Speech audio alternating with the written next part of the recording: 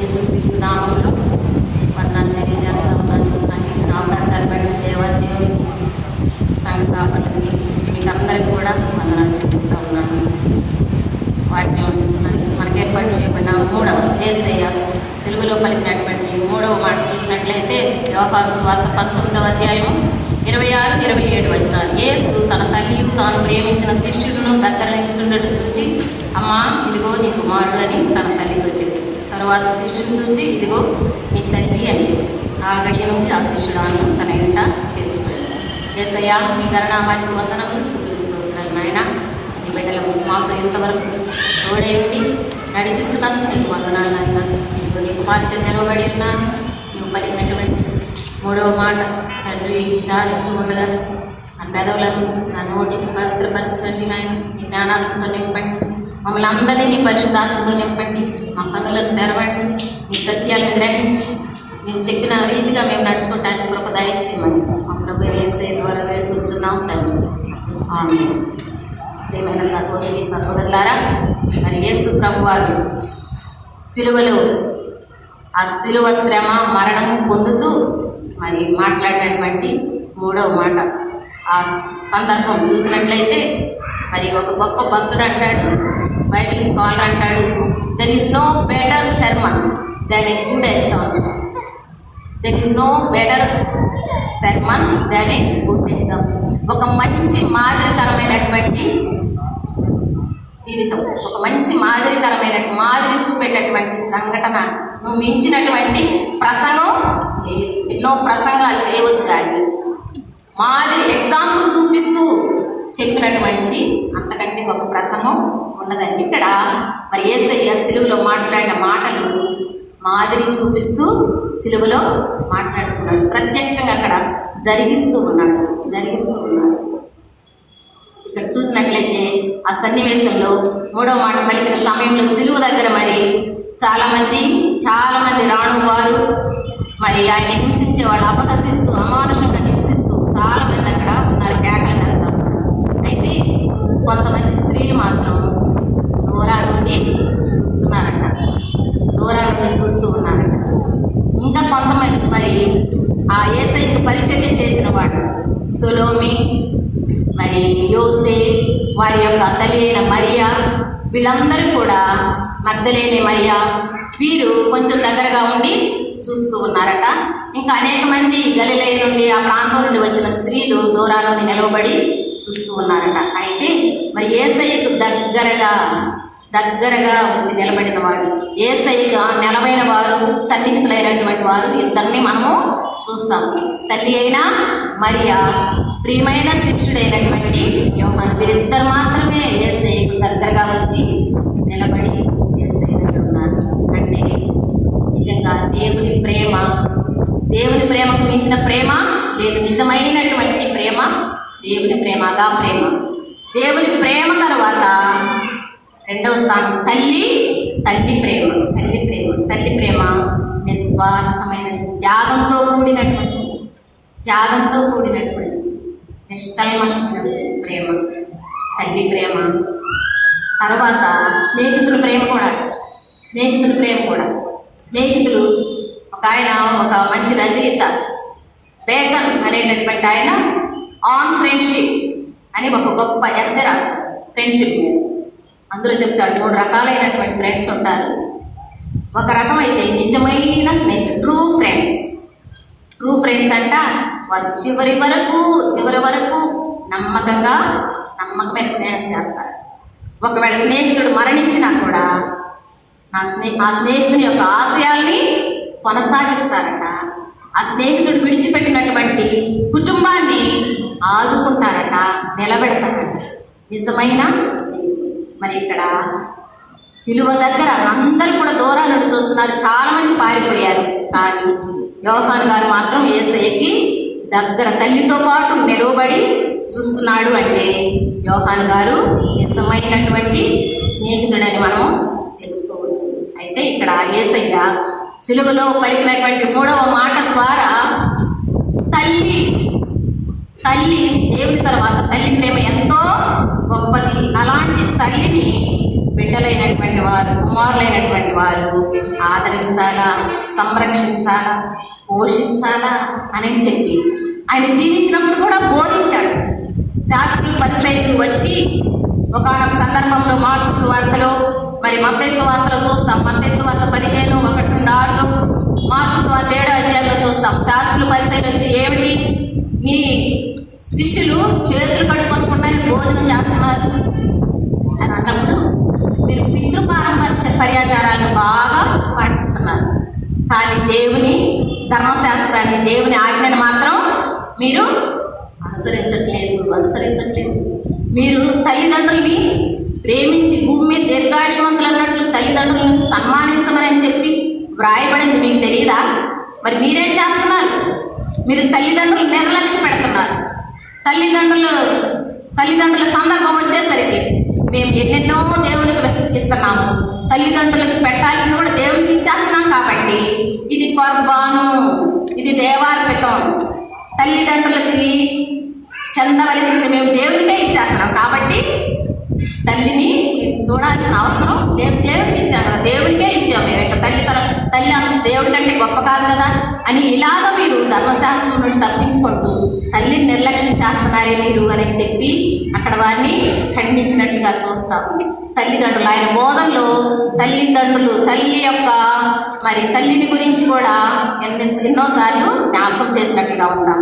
మరి బోధించడం ఒకటే కాదు కానీ ఇక్కడ సిలువలో మరి తన దగ్గరగా ఉన్నటువంటి తల్లిని చూచి, మరి తల్లి అంత వేదనలో ఉండి కూడా మరి తల్లిని జ్ఞాపకం చేసుకున్నాడు, తల్లి వైపు చూశాడు.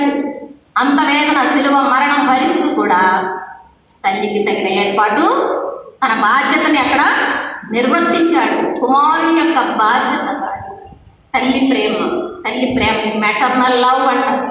తల్లి ప్రేమ, మనం అందరం ఇలాగ ఉన్నామంటే, ఈ ప్రపంచం అంతా కూడా ఇలాగా భూమి నిండి ఉన్నదనంటే బికాజ్ ఆఫ్ మదర్. దేవుని తర్వాత తల్లుల వలనే మనం అందరం ఇలాగా ఉన్నాము. కాబట్టి ఆ తల్లిని ఊదిని ఎంత మాత్రము నిర్లక్ష్యం చేయకూడదని నీకు నాకు మాది చూపిస్తుంది. తల్లి ప్రేమ ఎలాంటిదో ఒక్కసారి మనం లేఖనాల్లో మరి గమనించినట్లయితే, తల్లులు మరి పాత నిబంధనలో చూసినట్లయితే ఆదికాండం 21వ అధ్యాయంలో హాగరు కుమారుడు ఇష్మాయేల్ని మరి ఇస్సాకుకి బాలు విడిపించే సమయంలో మంచి పండుగ ఉత్సవం చేస్తూ ఉంటారు, ఫంక్షన్ చేస్తూ ఉంటారు. అలాంటి టైంలో ఈ హాగరు కొడుకు ఇష్మాయేలు ఆ పిల్లవాడిని చూసి నవ్వుతాడు, ఒక రకంగా ఎగతాడిగా నవ్వుతాడు. నవ్వినప్పుడు శారాకి కోపం వస్తుంది. కోపం వచ్చి వీడి తల్లిని పంపించే అని చెప్పండి. అప్పుడు ఆ కుమారుడు ఇష్మాయేలు తీసుకొని వెళుతూ అరణ్యంలో మరి ఆ వాటర్ బాటిల్, అది ఆ మంచినీళ్ళు తీసుకొని వెళ్తా ఉంటే కొంతసేపటిగా నీళ్ళు అయిపోతాయి. ఆ పిల్లవాడికి బాగా దాహనేస్తుంది. అలాంటి టైంలో మరి ఏం చేసేది లేక ఆ పొద క్రింద కూర్చోబెట్టేసి అంత దూరం వెళ్ళి మళ్ళీ వెళ్ళలేక ఆ పిల్లవాడు చూసి ఒకటే ఎలుగెత్తి ఏడ్చున్నాడు. తల్లి ప్రేమకు బదులుగా దేవుడు కనికరం తల్లులు ఎళ్ళ ఎంతో కనికరం కలిగి ఉన్నాడు. అక్కడ దేవుడు కనికరించి ఆగను దర్శించి ఎక్కడికి వెళ్ళొద్దు అని చెప్పి ఆ కన్నులు తెరిచినప్పుడు అక్కడ ఒక నీటి బొగ్గ కనపడుతుంది. ఆ నీరు తీసుకొని వచ్చి కుమారుడికి తాగించి బ్రతికించుకుంటున్నట్టు మనము తెలుసుకుంటాము. యేసయ్య జీవించిన కాలంలో, పరిచర్య చేసిన కాలంలో తల్లులు ఎంతో కనికరం చూపించాడు. ఆయన కనికరం చూపించాడు, దేవాది దేవుడు కూడా. అలాగే మరి ద మదర్ ఆఫ్ మోసెస్ తల్లి యోగ మీద కూడా మరి 3 నెలలు ఆ బిడ్డని దాచగలిగింది. ఎలాగోలాగా దాచగలిగింది. ఇక దాచలేక ఆ బిడ్డని తీసుకెళ్ళిపోయి మరి ఆ నదిలో జమ్ము పెట్టేసి వదిలేసింది. అయితే ఆ బిడ్డను ఎలాగైనా బ్రతికించుకోవాలని చెప్పి చివరికి మరి ఫరో కుమార్తె యొక్క సమక్షంలోకి ఒక దాదిగా ఉండడానికి ఇష్టపడింది. ఒక దాదిగా సొంత కుమారుడిని సంరక్షిస్తూ, పోషిస్తూ, బిడ్డను పాలించి పెంచుతూ ఒక దాదిలాగా యాక్ట్ చేసి ఆ బిడ్డని రక్షించి తుదకు ఇశ్రాయేలు జనాంగాన్ని రక్షించే ఒక నాయకుడిగా అక్కడ తయారు చేసింది. నిజంగా అక్కడ కూడా దేవుడు ఆ తల్లి పట్ల కనికరము చూపించి ఆ బిడ్డని రక్షించాడు. తల్లి ప్రేమ కలిగిన తల్లి, ఉన్న కనికరం కూడా అపారమైనటువంటి. అలాగే రాజుల గ్రంథంలో the mother of Solomon's time, సొలొమోను టైంలో ఇద్దరు తల్లులు వేసలు వస్తారు. వచ్చేసి బ్రతికున్న బిడ్డని నా బిడ్డని చెప్పి తగులాడుకుంటారు. అప్పుడు జ్ఞాని అయిన సొలొమోను తీర్పిస్తాడు. ఆ బ్రతికి ఉన్న బిడ్డను 2 ముక్కలు, సమానమైన 2 ముక్కలు చేసి చెరొకటి ఇవ్వండి అన్నప్పుడు ఆ తల్లట, నిజమైన తల్లట, పేగులు తరుగుపోయింది. అయ్యా ఆమెకే ఇవ్వండి, బిడ్డని 2 ముక్కలు చేయి, దానికే ఇవ్వండి అని చెప్పాడు. దేవుడు తల్లుల పట్ల ఎంతో కనికరం కలిగిన వాడు, కనికరం చూపించినటువంటి దేవుడు. తల్లి ప్రేమ ఎంత గొప్పదో మనకి అర్థమవుతుంది. ఏసై కూడా మరి నాయని విధవరాలు, కుమారుడు చనిపోతే మోసుకొని పోతున్నారు, వెనకాల ఏడుస్తా వెళ్తుంది, ఆమె ఏం అడగలేదు. అయినా కూడా దూరం నుండి చూచాడు, పరిగెత్తుకొని వచ్చి ఆ పాడేని పుట్టి ఆ బిడ్డని కుమారుడా లే అని చెప్పి లేపి ఆ తల్లికి అప్పగించినట్లు చూస్తాము. తల్లి ప్రేమ దేవుని దృష్టిలో తల్లి ఎంతో ఎంతో విలువైనటువంటి తల్లి. ఏసై కూడా గుర్తించి ఆయన ఎంతో మంది తల్లులు ఏసై దగ్గరకు వచ్చి మరి అయ్యా నా కుమార్తె దయ్యం పట్టి ఉన్నదయ్యా, అయ్యా నా కుమార్తె చావ సిద్ధమై ఉన్నదయ్యా అని శతాధిపతి అలాంటి వాడు వేడుకున్నప్పుడు ఏసై కనికరపడి తల్లి తండ్రుల యొక్క ఆ ప్రేమను గుర్తెరిగిన వాడై బిడ్డల్ని వారికి అని అప్పగించినట్లుగా మనము చూస్తాము. తల్లి ప్రేమ, దిస్ ఈజ్ మెటర్నల్ లవ్, తల్లి ప్రేమ. అందుకే మరి దేవాది దేవుడే ఇచ్చినటువంటి ధర్మశాస్త్రం 10 ఆజ్ఞల్లో మొదటి 3 ఆజ్ఞలు దేవునికి సంబంధించినటువంటి ఆజ్ఞలు. మొదటి 3 ఆజ్ఞలు దేవునికి సంబంధించిన ఆజ్ఞలు ఇచ్చాడు. వెంటనే 4వ ఆజ్ఞగా తల్లిదండ్రుల గురించి ఇచ్చాడంటే దేవుని తర్వాత స్థానం ఎవరికి ఇచ్చారు అనంటే తల్లికి ఇవ్వబడినట్లుగా మనం చూస్తాము. నీవు భూమి మీద దీర్ఘాయుష్మంతులు వదలడు, నీ తండ్రిని నీ తల్లిని సన్మానించుము అని చెప్పి 4వ ఆజ్ఞగా మనకి ఇచ్చాడు యేసయ్య. అదే ఇక్కడ మరి సిలువలో నెరవేర్చినట్లుగా మనము చూస్తాము. సిలువ దగ్గర మనం ఒకసారి చూసినట్లయితే మరి తల్లి యేసయ్యకు దగ్గరగానే ఉన్నది.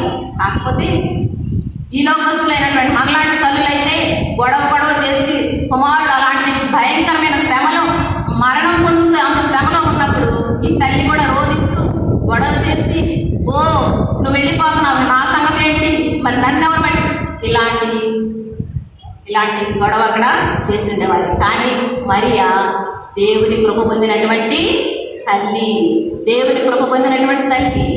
ఆమె ఎప్పుడైతే యేసయ్య 8వ దినాన దేవాలయానికి తీసుకువెళ్ళి సున్నతి చేయించడానికి వెళ్ళినప్పుడు భక్తుడైన సుమియోను ఆ రోజు చెప్పాడు, ఇదిగో నీ హృదయంలోనికి ఒక ఖడ్గము దూసుకొని పోతుంది. ఆ రోజు నుండి ఆ వాక్యం తలపోసుకుంటూనే ఉంది అందరినీ. ఆ రోజు నుండి కూడా నా హృదయంలో నుండి మరి ఖడ్గం దూసుకొని పోతుంది అని చెప్పి తల్లి ధ్యానిస్తూనే హృదయంలో తలపోసుకుంటూనే ఉంది. ఆమె దైవాత్మ కలిగినటువంటి బిడ్డ కాబట్టి తన కుమారుడు చేసేటటువంటి ఆ యాగము మామూలు ఈలోక సంబంధమైనది కాదు, అది దైవ కార్యము. దేవుడు ఏర్పాటు చేసినటువంటి, దేవుడు పంపించినటువంటి కార్యాన్ని అక్కడ సిలువలో నెరవేరుస్తున్నాడని గ్రహించినది ఆ తల్లి. ఆమె యేసయ్యతో ఈక్వల్గా ఈమె కూడా అంత బాధని అంత వ్యధని పొందుతూ కూడా మౌనంగా రోధిస్తూ ఉన్నదంట. అక్కడ సిలువ దగ్గర మౌనంగా రోధిస్తూ ఉన్నదట. తల్లులైన మనమందరం నేర్చుకోవాలి. మన బిడ్డలే అంట మనకున్నటువంటి ఏదేయో ఆ బిడ్డల మీద వేసేసి వాళ్ళని గల్లిని చేయటం కాదు, కానీ మరి దేవుని బిడ్డలుగా వారు దేవుని కార్యాలు నెరవేర్చే వారిగా వారి కార్యాలను మనము సహకారులమై ప్రోత్సహించే వారిగా ఉండాలని ఇక్కడ కూడా మనకి తల్లులు కూడా తెలియచేస్తూ ఉంటారు. మరి అక్కడ తల్లి చూసి 26వ వచనంలో, అమ్మా ఇదిగో నీ కుమారుడు మెటర్నల్ లవ్కి ప్రతిగా బిడ్డలు చూపే ప్రేమని ఫిలియల్ ఆనర్ అండ్ ఒబీడియన్స్ అంటారు. ఫిలియల్ ఆనర్ అండ్ ఒబీడియన్స్, తల్లి ప్రేమకు బదులుగా బిడ్డలు చూపేటటువంటి, తల్లి పట్ల చూపేటటువంటి గౌరవము, బిడ్డలు చూపేటటువంటి విధేయత, ప్రేమతో కూడినటువంటి విధేయత. 4వ ఆజ్ఞని నెరవేర్చేటటువంటి స్థితి. Filial honour and obedience. తల్లి ప్రేమకు బదులుగా మనమందరికీ కూడా సిలువలో ఉంది యేసయ్య ఇదిగో కుమారులారా కుమార్తెలారా అంటున్నాడు కదా. ఆయన ప్రేమించే వారందరూ మీరు మిమ్మల్ని నేను కుమారులు కుమార్తెల కంటే కూడా ఎక్కువగా నేను పిలుస్తున్నాను, ప్రేమిస్తున్నాను అంటున్నాడు. ఈరోజు మనతో మాట్లాడుతున్నాడు అనమాట. నా ప్రియ కుమారుడ కుమార్తె ఫిలియల్ ఆనర్ అండ్ రెస్పెక్ట్ నీ తల్లికి నువ్వు చూపించాలని చెప్పి అక్కడ మాట్లాడుతూ ఉన్నాడు. ఇంగ్లీష్లో అయితే ఉమన్ హియర్ ఈజ్ దై సన్.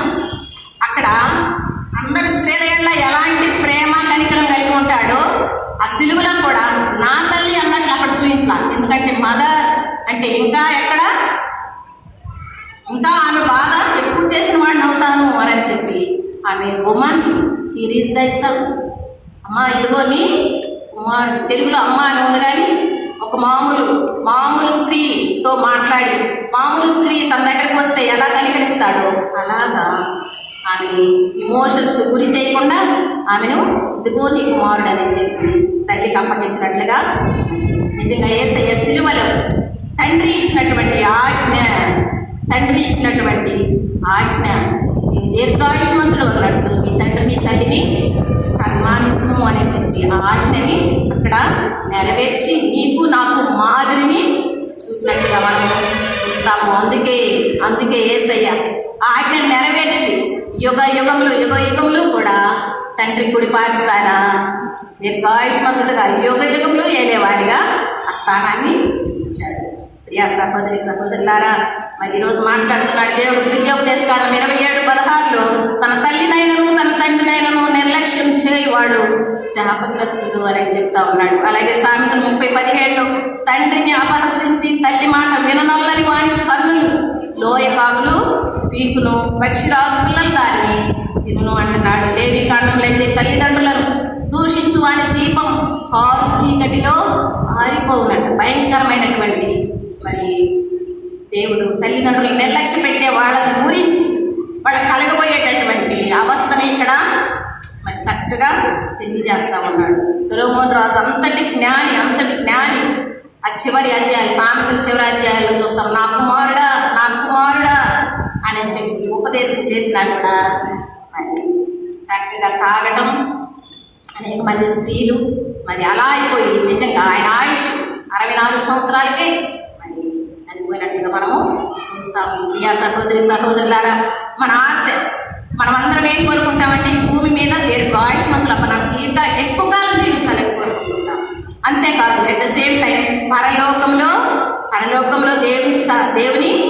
దేవుని సన్నిధిలో స్థానం పొందుకోవాలని ఈ రెండు మన ఆశయాలు అవుతాం. ఏవేవో చేస్తాం కానీ చివరికి మన అల్టిమేట్ కోరికలు ఏంటంటే మనము దీర్ఘాయుష్మంతులు ఈ లోకంలో జీవించాలా, పరలోకంలో కూడా స్థానం పొందుకోవాలి. ఆ పొందుకోవడం అనేది శిష్యుల ద్వారా మనము చూస్తాము. 2:27 వచనంలో తాను ప్రేమించిన శిష్యునితో ఇదిగో నీ తల్లి అని చెప్పి అక్కడ చెప్తా ఉంటాడు. స్నేహితుడు కూడా జీవితంలో నా జీవితాల్లో నిజమైన స్నేహితుని కలిగి ఉండటం ఎంతో అదృష్టం, నిజంగా ఎంతో శ్రేయస్కరం అనమాట.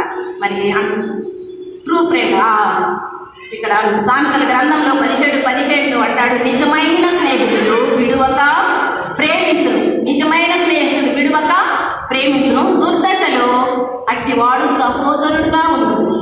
దుర్దశ వచ్చిందనుకో మామూలు స్నేహితులు ఫాల్స్ ఫ్రెండ్స్ ఉంటారు కొంతమంది. అన్నీ బాగున్నప్పుడు అంతా బాగున్నప్పుడు వాడి దగ్గర స్నేహం చేస్తారు. వాడి దగ్గర అన్నీ అయిపోయో లేకపోతే పరిస్థితులు బాగాలేదనుకో నెమ్మదిగా జారుకుంటారు. కానీ నిజమైన స్నేహితుడు విడువక ప్రేమించును. దుర్దశలో అట్టివాడు మరి సహోదరుడిగా ఉంటాడు. తన నెక్స్ట్ సక్సెసర్గా తన డ్యూటీని కొనసాగించేవాడుగా అక్కడ ఉంటాడట. మరి ఇక్కడ దావీదు యోనాతానుల యొక్క స్నేహాన్ని మనం ఒకసారి గుర్తు చేసుకోవాలి. దావీదు యోనాతాను తండ్రి సౌలు దావీదు చంపాలని చూస్తాడు. కానీ యోనాతాను దావీదు యొక్క మంచితనము సుబుద్ధిని బట్టి అతన్ని ఎంతగానో ప్రేమిస్తాడు. అందుకు ప్రతిగా యోనాతాను చనిపోయిన తర్వాత మరి దావీదు యోనాతాను గుర్తుపెట్టుకొని తన కుటుంబాన్ని కొనసాగించిన వాడుగా ఇదిగో యోనాతానుకు చెందిన వారు ఎవరున్నారు నేను వాళ్ళకి కనికరం చూపించడానికి అన్నప్పుడు మెఫీబోషెత్ ఉన్నాడయ్యా. మెఫీబోషెత్ అనే అబ్బాయి ఉన్నాడు అలాంటి తీసుకురండి అంటే యోనాతాను సౌలు చంప చూసినా కూడా యోనాతాను ప్రియమైన స్నేహితుడు కాబట్టి అతని కుమారుని చేరదీసి నువ్వు జీవించినంత కాలం కూడా నా బల్ల యొద్ద ఎల్లప్పుడూ భోజనం చేస్తావు అని ఏర్పాట్లు చేస్తాడు. నిజమైన స్నేహితుడు విడువక ప్రేమించు. యోహాను గారు అంతే. మరి దేవాది దేవుడు అంటాడు అబ్రహాము కూడా నా నిజమైన స్నేహితుడు. ఎందుకన్నాడు అంటే చివరి కంటూ కూడా దేవుణ్ణి సంపూర్ణంగా ప్రేమించినవాడు, విశ్వసించినవాడు, ఆయన చెప్పినట్టు ఆయన ఆజ్ఞలకి లోబడినవాడు కాబట్టి నిజమైన స్నేహితుడు అబ్రహాము అని చెప్పంటాడు. ప్రియమైన సహోదరి సహోదరులారా, ఇక్కడ మరి యోహాను కూడా యేసయ్య దగ్గర మరి సిలువ కంటూ కూడా అన్ని పరిస్థితులు దాటుకొని వచ్చి అక్కడ భయంకరమైన ప్రమాదకరమైన పరిస్థితులు ఉన్నా కూడా సిలువ దరికంటూ ప్రేమించి యేసయ్య దగ్గర నిలబడ్డాడు. నిజంగా ఆయన యేసు ప్రేమించిన యోహాను సువార్తలో చూస్తాము. యేసు ప్రేమించిన శిష్యుడు, యేసు రొమ్మున ఆనుకొనిన శిష్యుడు అని చెప్పి అక్కడ రాయబడతాము. శిష్యులందరూ ఏదైనా సమస్య ఏదైనా వచ్చినప్పుడు ఒకళ్ళప్పుడు ఏంటి ఏంటి ఏంటి ఏంటి అని అనుకుంటే యోహాన్ని అడుగుతారంట. నువ్వు అడుగు యేసయ్యని, నువ్వు అడుగు యేసయ్యని. యేసయ్యని అడగడానికి వీళ్ళెవరికి ధైర్యం లేదు. యేసయ్య యోహాను ఒక్కడికి అంత సాన్నిహిత్యం అనమాట. ఆయన రొమ్మున ఆనుకున్నవాడు.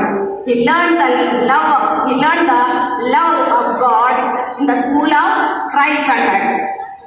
ఆయన దేవుని ప్రేమ ఏంటో ఎలాంటిదో యేసయ్య దగ్గర స్టార్టింగ్ నుండి సిలువ దాకా వెంట ఉండి ఆయన సన్నిధిలో ఉండి ప్రేమ ఏంటిదో, దేవుని ప్రేమ ఏంటిదో నేర్చుకున్నటువంటి వాడు. అందుకే ఆ ప్రేమ అంతా గ్రహించుకున్నవాడే సువార్త, యోహాను సువార్త మరి పత్రికలు 3 రాశాడు. వీటన్నిటిలో కూడా దేవుని ప్రేమను చక్కగా వివరించాడు.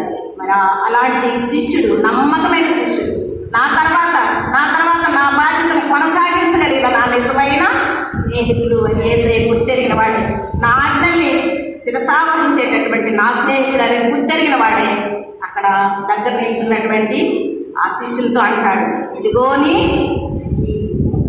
తెల్లనగానే ఇంకో శిష్యుడు అయితే పారిపోయేవాడు. కానీ వెంటనే ఆమెను చేర్చుకొని ఆమె చనిపోయే వరకు కూడా యోహాను ఆమెను సంరక్షించినట్లుగా మనము చూస్తాము. ప్రియమైనటువంటి సహోదరి సహోదరులారా, మరి యోహాను యేసయ్య యొక్క స్థానం పొందుకున్నాడంటే నిజంగా యేసయ్య తల్లికి కుమారుడిగా యేసయ్య అక్కడ అప్పగించినట్లుగా చూస్తామంటే యేసయ్య స్థానాన్ని యోహాను పొందుకున్నాడు. ఇది బాధ్యత కాదు, ఇది ఒక ఏమంటారు, దీన్ని ఒక క్రెడిట్, ఇది ఒక ఆధిక్యత అంటారు. ఒక ఆధిక్యతను పొందుకున్నాడు. యేసయ్య తల్లి, అయ్యో నా తల్లి నా దగ్గరకు రావడం నాకు ఎలాగో ప్రాప్తించడానికి ఎలిజబెత్ ఆ రోజు ఎంతో సంతోషిస్తుంది. నా దేవుని తల్లి నా దగ్గరకు రావడం నాకెలాగో ప్రాప్తించను. యేసయ్య తల్లిగా స్వీకరించడం ఇది నిజంగా ఆయనకి ఒక ఆధిక్యత. ఆత్మీయంగా చూసినట్లయితే మరి యోహాను దేవుని యొక్క ఆజ్ఞని శిరసావహించిన వాడై, దేవునికి విధేయుడైన వాడై, మరి దేవునితో నిజమైన స్నేహితుడు. నేను మిమ్మల్ని అంటాడు, శిష్యుని అంటా ఉంటాడు, ఇక మీదట నేను మిమ్మల్ని దాసులని పిలవట్లేదు, మిమ్మల్ని నా స్నేహితులు అని పిలుస్తున్నాను అంటాడు. ఎవరిని స్నేహితులు అనిపించేదంటే నా ఆజ్ఞలు ఎవరైతే గైకుంటారో వారు నా స్నేహితులు అంటున్నారు. యోహాను సిలువ దగ్గర కంటూ వచ్చి దేవుని యొక్క ఆజ్ఞలన్నింటినీ గైకొన్నవాడు. ఇదిగో నీ తల్లి అనగానే అక్కడ కూడా తల్లిని వెంటనే చేర్చుకున్నవాడే దేవుని స్థానాన్ని పొందుకున్నాడు. ఇది పరలోక సత్యం ఏంటంటే నీవు నేను కూడా దేవుని యొక్క ఆజ్ఞలే కనుక గైకొన్నట్లయితే దేవుడు నిన్ను నన్ను స్నేహితులుగా పిలవడానికి ఇష్టపడుతున్నాడు.